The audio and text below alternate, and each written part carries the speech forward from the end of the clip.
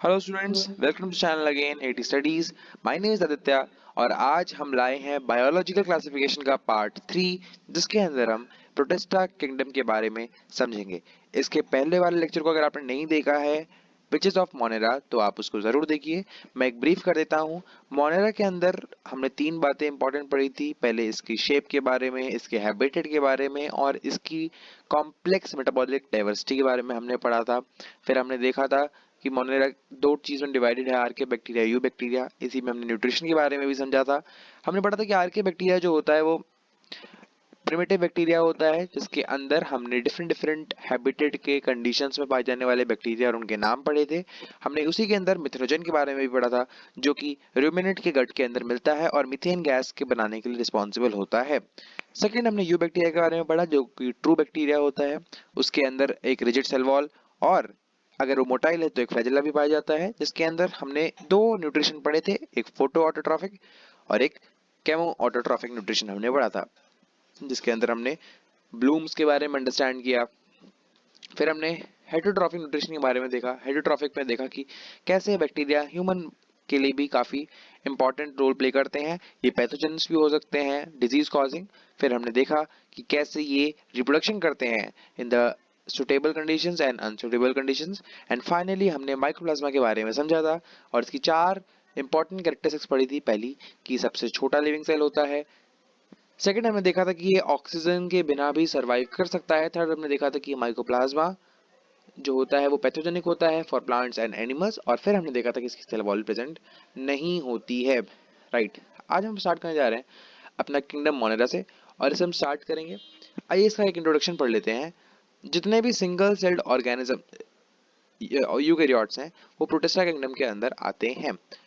इसकी लेकिन इसकी जो बाउंड्रीज होती हैं वो वेल डिफाइंड नहीं होती है। ऐसा एनसीईआरटी इसलिए कहती है क्योंकि आज भी इस किंगडम के अंदर काफी सारे ऑर्गेनिज्म को प्लेस किया जा रहा है। Right, what may a photosynthetic protista to one biologist. एक फोटोसिंथेटिक प्रोटिस्टा एक बायोलॉजिस्ट के लिए क्या है? May be a plant to another, किसी और के लिए प्लांट हो, क्योंकि वो भी तो फोटोसिंथेसिस कर रहा है प्रोटिस्टा। इस बुक के अंदर हम प्रोटिस्टा के डिफरेंट डिफरेंट पार्ट्स पढ़ेंगे, डिफरेंट डिफरेंट टाइप्स पढ़ेंगे, जो कि है CDESP। CDESP आप इसको ऐसे याद रख सकते हैं: C for chrysophytes, then D for dinoflagellates, E for euglenoids, S for slime moulds and P for finally protozoans. तो इसके बारे में हम अंडरस्टैंड करेंगे। आगे हम पढ़ते हैं। मेंबर्स ऑफ प्रोटिस्टा जो होते हैं वो प्राइमरली एक्वेटिक होते हैं। बहुत ही इंपॉर्टेंट लाइन है जो कि काफी सारे स्टूडेंट से छूट जाती है। प्रोटिस्टा का एक जनरल हैबिटेट बता रखा है, प्राइमरली एक्वेटिक। ये किंगडम जो होता है forms a link with others dealing with plants, animals and fungi. तो एक लिंक बनाता है, आगे हम देखेंगे कि कैसे लिंक बना रहा है। प्लांट के साथ लिंक बनाता है, एनिमल के साथ लिंक बनाता है और कहीं ना कहीं ये फंजाई के साथ भी लिंक बना रहा है। अभी देखेंगे कि कैसे लिंक बनाता है, कैसे एस्टैब्लिश करता है। Being eukaryotes, protistan cell body contains a well defined nucleus and other body organelles. तो इसमें तो कुछ कहने की बात है नहीं, क्योंकि ये यूकेरियोट है। कुछ के पास फ्लैजेला भी होता है और सीलिया भी होता है। प्रोटिस्ट रिप्रोड्यूस, अब यहाँ रिप्रोडक्शन की बात कर रखी है कि वो असेक्सुअली भी रिप्रोड्यूस करते हैं, और अगर उनको सेक्सुअली रिप्रोड्यूस करना पड़ता है तो बाय द प्रोसेस इन्वॉल्विंग, या तो अपने सेल को फ्यूज कर लेते हैं, मिला देते हैं, या फिर जाइगोट फॉर्मेशन के थ्रू वो लोग रिप्रोडक्शन करते हैं। ये भी बहुत इंपॉर्टेंट बात इसमें बता रखी है रिप्रोडक्शन की, सेक्सुअल रिप्रोडक्शन की, कि अगर सेल फ्यूजन और जाइगोट से वो रिप्रोड्यूस कर सकते हैं। इस चैप्टर को पढ़ने का सबसे अच्छा तरीका है कि टेबुलर फॉर्म में कंपैरिजन करके पढ़ा जाए। तो आइए अब हम चलते हैं इनके सारे अलग अलग टाइप को, CDESP को टेबल फॉर्म में पढ़ने के लिए। तो ये हमारी टेबुलर फॉर्म है, जिसके अंदर हमने क्राइजोफाइट्स, डायनोफ्लैजिलेट्स, यूग्लोनॉइड्स, स्लाइम मोल्ड्स और प्रोटोजोन्स को डिवाइड करके रखा हुआ है। फॉर द प्रोटोजोन्स के और टाइप भी हम आगे पढ़ेंगे। क्राइजोफाइट से शुरू करते हैं। तो इसके हैबिटेट, न्यूट्रिशन, स्ट्रक्चर और कुछ फीचर्स, स्पेशल फीचर्स जो कि बॉडी के अंदर होते हैं, उसके बारे में हमने यहाँ पर डिस्कस कर रखा है। अगर हम बात करें हैबिटेट की, तो आप इसको कंपैरिजन की फॉर्म में लर्न करें, जैसे मैंने आपको बताया है। लाइक क्राइजोफाइट्स की बात करें तो ये फ्रेश वाटर के अंदर भी मिलेगा और मराइन वाटर के अंदर भी मिलेगा।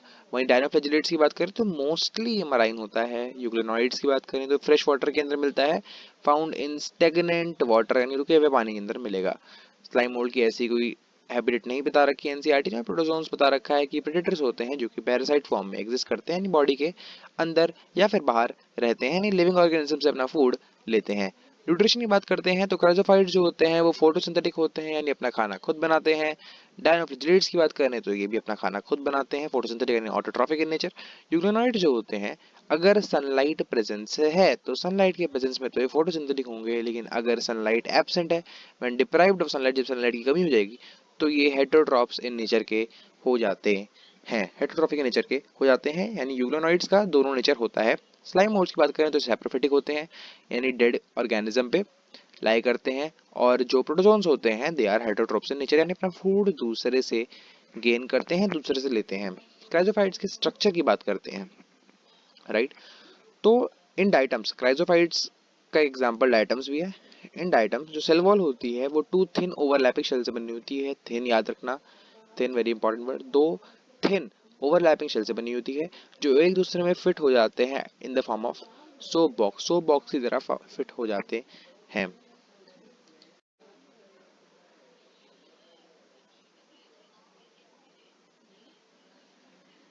जैसा कि आप इस इमेज में देख सकते हैं, ये एक क्राइजोफाइट की इमेज है जिसके अंदर ये क्राइजोफाइट जो है ये दो अलग अलग थिन शेल्स से बना हुआ है, दोनों थिन शेल हैं।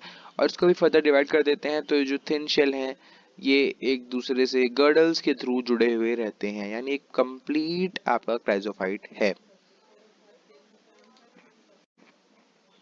Coming back to our topic again, तो हमने बात कर ली थी इसकी, इसके बेसिकली जो वॉल्स होते हैं इसके अंदर सिलिका नाम का एलिमेंट होता है जो इसके वॉल्स को इंडेस्ट्रक्टिबल बना देता है, यानी इजीली ब्रेक नहीं होती हैं, राइट। अगर हम डायनोफ्लिजिलेट्स के स्ट्रक्चर की बात करें तो जो सेल वॉल होती है इसके ऊपर स्टिफ सेलुलोज प्लेट लगी रहती हैं। एक्चुअली सेल वॉल की जगह पर स्टिफ सेलुलोजिक प्लेट लगी होती हैं on the outer surface. Most of them have two flagella, most, NCERT ने ऑल नहीं लिखा, मोस्ट लिखा है। ज्यादातर में दो फ्लैजिला होते हैं, एक लॉन्गिट्यूडनल होता है और दूसरा ट्रांसवर्स होता है। एनसीईआरटी में इसकी इमेज देखते हैं। जैसे कि आप यहाँ देख सकते हैं कि यहाँ पर हमें यूग्लेना की एक इमेज, सॉरी डायनोफ्लिजिलेट की एक इमेज दे रखी है। डायनोफ्लिजिलेट की इमेज दे रखी है जिसके अंदर सेलुलोजिक प्लेट्स होती हैं, ये आप देखेंगे ध्यान से, प्लेट्स होती हैं और ये इसके अंदर से निकल रहे flagella which are transverse in nature. एक ट्रांसवर्स होता है और दूसरा लॉन्गिट्यूडनल होता है। ये कुछ इस फॉर्म की तरह होता है, ये सेलुलोजिक प्लेट्स हैं और इसके अंदर फ्लैजिला कुछ इस टाइप से निकल रहा होता है। ये आपका लॉन्गिट्यूडनल फ्लैजिला हो जाएगा और ये आपका ट्रांसवर्स फ्लैजिला हो जाता है, इसी फॉर्म में मिलते हैं। और ये हमारी सेलुलोजिक प्लेट हैं, ये चार आप जो देख रहे हैं ये सेलुलोजिक प्लेट होती हैं। ओके ओके, तो हमने देख लिया। अगर हम यूग्लोनॉइड्स की बात करते हैं तो यूग्लोनॉइड्स के अंदर सेल वॉल एब्सेंट रहती है, उसकी जगह पर एक प्रोटीन रिच लेयर प्रेजेंट रहती है जिसको हम लोग पेलिकल कहते हैं, जो कि इसकी बॉडी को फ्लेक्सिबल बनाती है, राइट। इसके अंदर भी दो फ्लैजिला होता है, एक शॉर्ट फ्लैजिला होता है, एक छोटा होता है, और एक लंबा फ्लैजिला होता है, लॉन्ग फ्लैजिला होता है। अगर फीचर्स की बात करें चार पांचों की, तो क्राइजोफाइट्स के बारे में दे रखा है कि क्राइजोफाइट्स बेसिकली, क्योंकि इनकी बॉडी के अंदर सिलिकॉन जमा हुआ आता है, तो जब इनकी डेथ हो जाती है तो इन द फॉर्म ऑफ एक्यूमुलेशन की फॉर्म में मतलब इकट्ठा हो जाते हैं पानी के अंदर, और बिलियन ऑफ ईयर्स के बाद में ये बेसिकली एक ऐसा कंस्टिट्यूट बना देते हैं, एक ऐसा एग्रीगेट बना देते हैं जिसको हम लोग डाइटमेशियस अर्थ कहते हैं, या फिर डाइटामाइट या केसल घर भी कहा जाता है। डाइटम्स की बात करें तो diatoms are the chief producers of the ocean. In the ocean, इनको चीफ प्रोड्यूसर इसलिए कहा जाता है क्योंकि और बड़े बड़े ऑर्गेनिज्म जो होते हैं, यही जो क्राइजोफाइट्स होते हैं, काफ़ी इंपॉर्टेंट रोल होता है कि ये फूड प्रोड्यूस करें, अपना सनलाइट से फूड प्रोडक्शन करते हैं फोटोसिंथेसिस के प्रोसेस के थ्रू, और पूरे ओशन में जो चेंज चलती है उसका बेसिस जो है वो डाइटम्स ही होते हैं। फीचर्स की अगर हम बात करते हैं तो क्योंकि इसका ग्रिटी नेचर होता है, काफ़ी दानेदार नेचर होता है, इसलिए इसको पॉलिशिंग में, filtration of oils and syrups में इसका इस्तेमाल किया जाता है। ये टेबल मैंने कम्प्लीटली एनसीईआरटी से एक्सट्रैक्ट करी है ताकि आपको एनसीईआरटी लर्न करने में कोई भी दिक्कत ना आए। इस टेबल को अगर आप याद कर लेंगे तो डायनोफ्लिजिलेट की बात करें तो इसका अलग अलग कलर होता है, ये येलो कलर का, ग्रीन कलर का, ब्राउन ब्लू कलर का भी मिल सकता है और इवन रेड का भी मिल सकता है, डिपेंडिंग ऑन कि इसके अंदर मेन पिगमेंट कौन सा है। रेड अगर कलर का आपको कोई डायनोफ्लिजिलेट मिलता है, जो कि इसका बहुत अच्छा एग्जाम्पल है Gonyaulax, which is responsible for the red tides, यानी आपने देखा होगा समुद्र कभी कभार लाल कलर का लगता है, वो इसलिए होता है क्योंकि ये काफी ज्यादा डिवाइड कर देता है और पूरे सी को रेड कलर का अपीयर करने देता है। वो सी जो है वो रेड कलर का दिखाई देता है। जो डायनोफ्लैजिलेट्स होते हैं ये पानी के अंदर टॉक्सिन्स भी निकालते हैं which can even kill other marine animals such as fishes, इसको मार भी देते हैं और पैरालाइज इफेक्ट भी इनका होता है। इन टॉक्सिन्स का नाम सेक्सी टॉक्सिन्स होता है, SAXITOXINS, सेक्सी टॉक्सिन्स। ओके, अगर हम यूग्नोइड्स की बात करें इनके फीचर्स की, तो एनसीईआरटी ने इसका एक इंपॉर्टेंट फीचर कहा है कि यूग्नोइड्स के अंदर जो पिगमेंट पाए जाते हैं वो आइडेंटिकल होते हैं to those in present in higher plant. जो कि हायर प्लांट्स के अंदर पिगमेंट रहते हैं उसके आइडेंटिकल पिगमेंट रहते हैं। यहाँ देखिए एनसीईआरटी ने सिमिलर नहीं कहा है, एनसीईआरटी ने आइडेंटिकल कहा है। ये वर्ड से याद रखना बहुत इंपॉर्टेंट होता है, इससे भी डायरेक्ट क्वेश्चन बन जाते हैं। आइडेंटिकल पिगमेंट कहा है एनसीईआरटी ने। स्लाइम मोल्ड्स की बात करते हैं।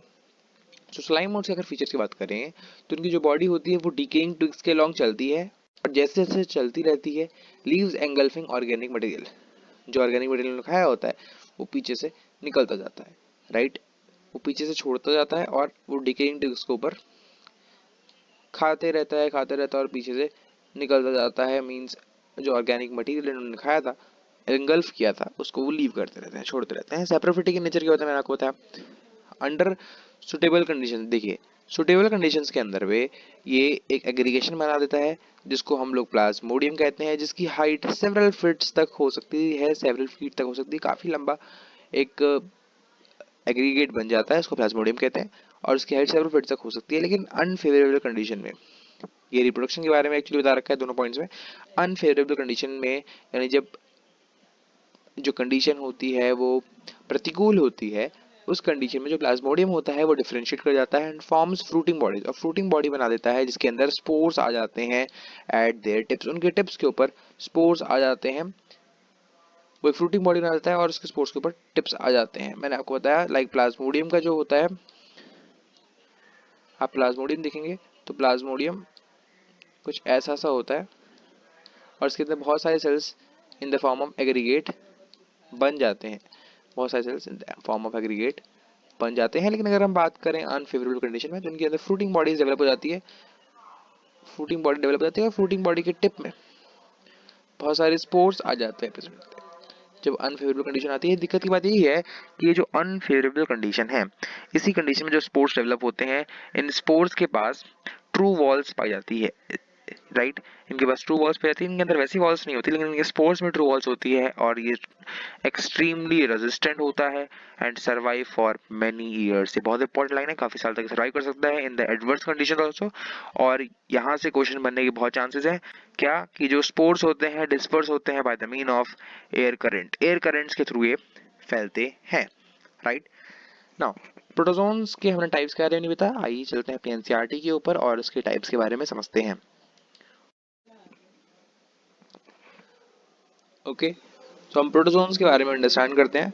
प्रोटोजोन्स हमने पढ़ लिया, इसका न्यूट्रिशन क्या होता है, हेटरोट्रॉपिक, और ये पैरासाइट्स में होते हैं, इनका हैबिटेट भी हमने स्टडी कर लिया है। They are the primitive relatives of the animals, के प्रिमिटिव रिलेटिव्स होते हैं। अच्छा, हमने इसके ऊपर वाले बात में भी कहा था कि जब हम इंट्रोडक्शन पढ़ रहे थे प्रोटिस्टा का तो हमने कहा था कि प्रोटिस्टा जो है वो एज अ लिंक होता है between the plant animals and the fungi. So dinoflagellates और क्राइजोफाइट्स जो होते हैं, it is a link between the protista and the plant. अगर हम बात करें protozoans, protozoans are the link with this kingdom protista with the animals and slime molds is the link between this kingdom and the fungi। so इसलिए NCERT ने ये वाली line गई थी। आइए हम प्रोटोजोन्स की तरफ पढ़ते हैं, राइट।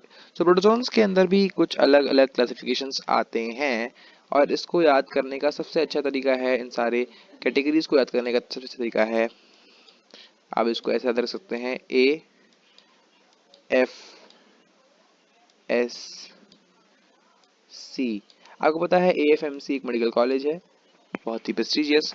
उसी की तरह ही AFSC आप इसको याद कर सकते हैं। इसी कैटेगरीज अगर आपको याद नहीं होती हैं तो उस केस में A for amoeboid, F for flagellated, S for sporozoans and C for ciliated, ऐसे आप से याद कर सकते हैं। It is a trick. Right. तो अमीबॉइड की बात करें तो अमीबॉइड के बारे में कुछ जानना बहुत ज़रूरी है बातें, लाइक ये फ्रेश वाटर के अंदर भी आपको मिल सकता है, सी वाटर के अंदर भी मिलता है और मॉइस्ट सॉइल के अंदर भी मिलता है। They move and capture there pray by putting out pseudopodia. ये सूडोपोडिया रिलीज करते हैं नहीं फॉल्स फीड, जो कि हम बचपन से पढ़ते आ रहे हैं। एज इन अमीबा, जैसे अमीबा के अंदर होता है वैसा रिलीज करते हैं। मराइन फॉर्म्स में, ये बात बहुत इंपॉर्टेंट है जो कि यहाँ पर दे रखी है, जो इनकी मराइन फॉर्म होती है, मैंने बताया कि आपको सी वाटर में भी मिलेंगे, मॉइस्ट में मिलेंगे, फ्रेश में मिलेंगे, लेकिन इनकी जो मराइन फॉर्म्स होती हैं, जो मराइन वाली इनकी फॉर्म होती है, उनके अंदर सिलिका शेल्स होता है ऑन देयर सरफेस। लाइक जैसे कि हमने अभी क्राइजोफाइट्स के बारे में पढ़ा था कि उनके बॉडी शेल के अंदर सिलिका सेल प्रेजेंट होता है, सिलिका प्रेजेंट रहता है। इसका एग्जाम्पल जो दे रखा है NCERT, that is Entamoeba which is a parasite, right. अब बात करते हैं अपने अगले प्रोटोजोन के बारे में, which is a flagellated protozoan. तो ये जो होते हैं इनका हैबिटेट ये अदर फ्री लिविंग होंगे या फिर पैरासिटिक नेचर के होते हैं। इनके पास फ्लैजिला होता है, ये कैरेक्टरिस्टिक्स आपको याद करनी पड़ेंगी, ये बहुत इंपॉर्टेंट है। और जिनकी पैरासिटिक फॉर्म होती है cause disease such as sleeping sickness, यानी कि इनकी जो पैरासिटिक फॉर्म होती है, यानी जो फॉर्म दूसरों से फूड ऑब्टेन करती है, दूसरों पे लिव करती है, वो डिजीज कॉज कर सकती है। फॉर एग्जांपल स्लीपिंग सिकनेस, उसका एग्जांपल जो है वो ट्राइपनसोमा एनसीईआरटी ने दे रखा है। सिलेटेड प्रोटोजोन्स की बात करें अगर हम, तो सिलेटेड प्रोटोजोन्स जो होते हैं वो एक्वेटिक इन नेचर होते हैं, एक्टिवली मूविंग, एक्टिवली मूव करते हैं ऑर्गेनिज्म से, बिकॉज इनके पास थाउजेंड्स ऑफ सीलिया प्रेजेंट रहता है मूव करने के लिए। इनके पास एक गलट होती है कैविटी, जो कि आउटसाइड खुलती है सेल सरफेस के। The coordinated movement of the rows of cilia cause the water laden with the food to be steered into gullet, example paramecium। यहाँ पे इसका ये कहना है, जैसे कि ऊपर एनसीईआरटी ने एक इमेज दे रखी है which is a paramecium, paramecium की इमेज दे रखी है डी, ये इमेज पैरामीशियम की है। तो उसके चारों तरफ बॉडी के इसके चारों तरफ तो सीलिया होता ही है छोटा छोटा, जो कि मूवमेंट के काम करता है। ये इसका माउथ है जिसके सरफेस के ऊपर भी बहुत छोटे छोटे, अगर आप देख सके तो, एक minute let me change the colour, बहुत छोटे छोटे सीलिया इसके सरफेस पे भी प्रेजेंट रहते हैं अंदर वाले, जो कि मूव करते हैं। और जो फूड होता है, कोई भी फूड ऑब्जेक्ट होगा वो इसके माउथ के अंदर इजीली चला जाता है, राइट। इसके माउथ के अंदर इजीली चला जाता है, यही बात एनसीईआरटी ने यहाँ पर कह रखी है। फोर्थ और लास्ट प्रोटिस्टा के बारे में बात करते हैं, विच इज स्पोरोजोन। तो स्पोरोजोन जो होते हैं वो इन्फेक्शियस होते हैं, spores like stage in their life cycle. इनके पास इन्फेक्शियस स्पोर लाइक स्टेज होती है लाइफ साइकिल, मतलब इनके जो स्पोर्स होते हैं वो इन्फेक्शियस होते हैं। मोस्ट नोटोरियस इज प्लाज्मोडियम, जो सबसे ज़्यादा नोटोरियस होता है, खतरनाक जो होता है वो प्लाज्मोडियम होता है। और विच कॉज डिजीज, जिसको हम मलेरिया कहते हैं, मलेरिया से हो जाता है। और disease which has staggering effect on the human population, जिसका बहुत ही खतरनाक इफेक्ट पड़ा था ह्यूमन पॉपुलेशन के अंदर। तो यहाँ पर हमारा जो किंगडम प्रोटेस्टा है ये खत्म होता है। आई होप मेरा तरीका आपको पसंद आया होगा। ऐसे चैप्टर्स को पढ़ने के लिए टेबल फॉर्म सबसे बेस्ट होती है, और कंपैरिजन करके पढ़ने में लर्निंग स्ट्रेंथ जो है आप इसको काफ़ी टाइम तक रिटेन कर सकते हैं, राइट। अगर आपको मेरी वीडियो पसंद आए तो प्लीज़ इसको लाइक कीजिएगा, मेरे चैनल को भी सब्सक्राइब कीजिएगा and hit the bell icon. Thank you for watching and be healthy.